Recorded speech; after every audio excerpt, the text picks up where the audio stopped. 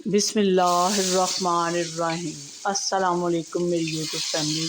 उम्मीद करती हूँ आप सब खैरियत से होंगे। जी हाँ, अल्हम्दुलिल्लाह हम सब भी खैरियत से हैं। तो व्यूवर्स, आज जो मैं आपके साथ शेयरिंग करने जा रही हूँ वो है रशियन सैलेड की, कि रशियन सलाद किस तरह बनती है। वो आप मेरे साथ यूँ ही बने रहिए। ज़रूरी नहीं कि उसमें बहुत ज़्यादा चीज़ें डालें तो फिर ही रशियन सलाद आप खा सकते हैं, और घर में जो चीज़ें मौजूद हैं उससे भी बन सकती है। इसीलिए कह रही हूँ कि मेरे साथ बने रहिएगा, एंड तक मेरी वीडियो को देखिएगा। हर स्टेप को फॉलो करते हुए बनाएंगे तो यकीनन आज की शेयरिंग बहुत अच्छी और मज़ेदार बनी। जिन्होंने मेरे चैनल को सब्सक्राइब कर दिया उनका बहुत शुक्रिया। जिन्होंने सब्सक्राइब नहीं किया प्लीज़ वो पूरी वीडियो को देखिएगा और सब्सक्राइब करें।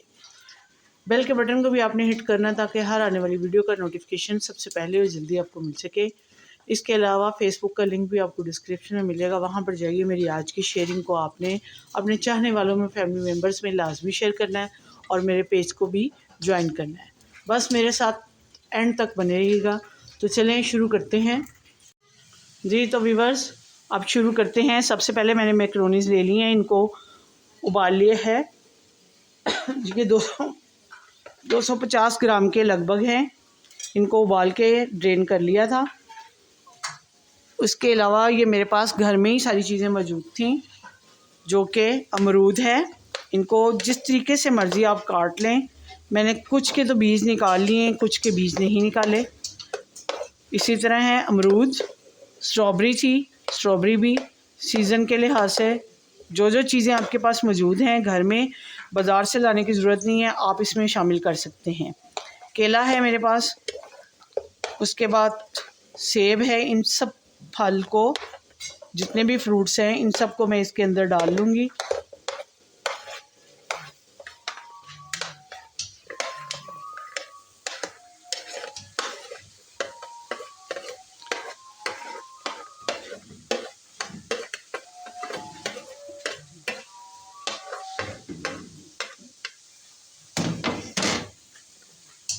इसके बाद मेरे पास है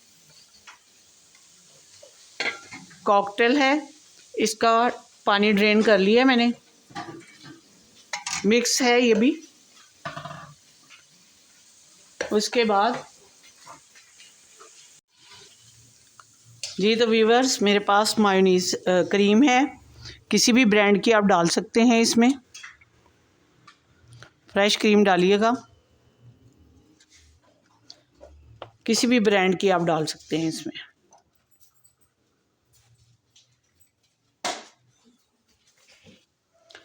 मायोनीज़ है, सिंपल वाला मायोनीज़ ले लें, क्योंकि बाज़ मायोनीज़ आते हैं जिसमें चिकन भी होता है।